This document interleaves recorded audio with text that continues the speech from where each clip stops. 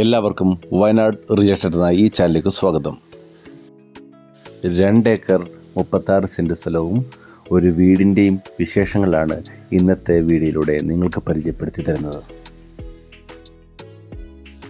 വയനാട്ടിലെ അമ്പലവയൽ പഞ്ചായത്തിലാണ് നമ്മുടെ ഈ പ്രോപ്പർട്ടി സ്ഥിതി ചെയ്യുന്നത്.